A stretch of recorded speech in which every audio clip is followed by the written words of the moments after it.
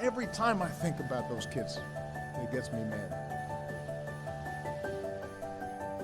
And by the way, it happens on the streets of Chicago every day.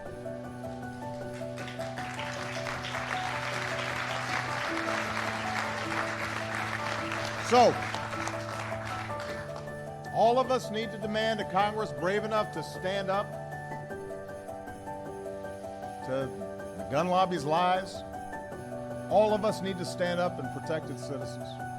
All of us need to demand governors and legislators and businesses do their part to make our communities safer.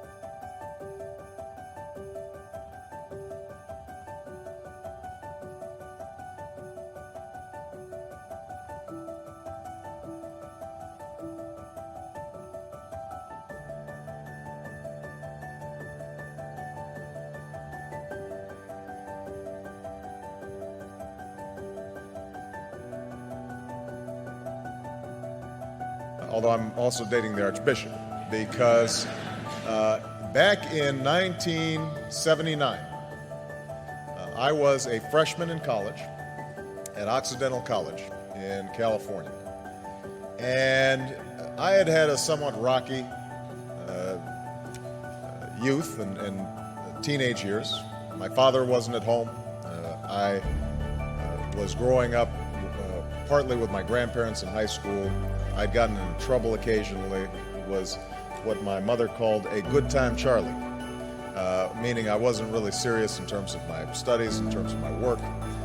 Had some awareness of the world around me, had some sense of injustice and unfairness, but it wasn't finely honed, it wasn't well developed.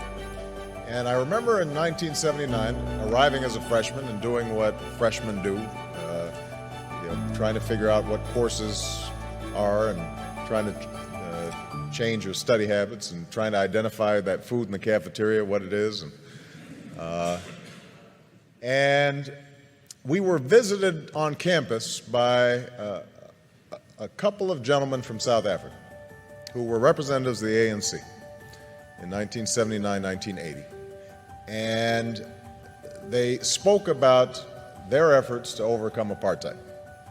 And for about an hour, myself and a group of students listened to these young men who were not much older than we were describe the extraordinary struggles they were going through, the sacrifices that were being made, people who were enduring jail and torture and beatings because they had a sense that somehow, some way, justice would prevail.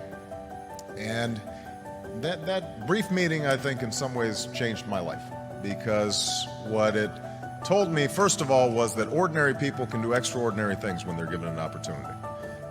We sometimes think that our leaders have to have fancy degrees or well-educated or some public office somewhere. These young men had none of those things. But what they possessed was a anger over injustice that they were able to channel in a constructive, positive way. And I thought to myself that they gave me some sense of the direction that my life might go. And so I became active in the anti-apartheid movement campuses. And I'm not sure we were particularly effective. As I recall, Occidental College continued to refuse to divest despite the various protests that we organized as students. I transferred to Columbia, and there was similar resistance on Columbia's campus. But over time, I like to think that I was part of that mosaic that applied pressure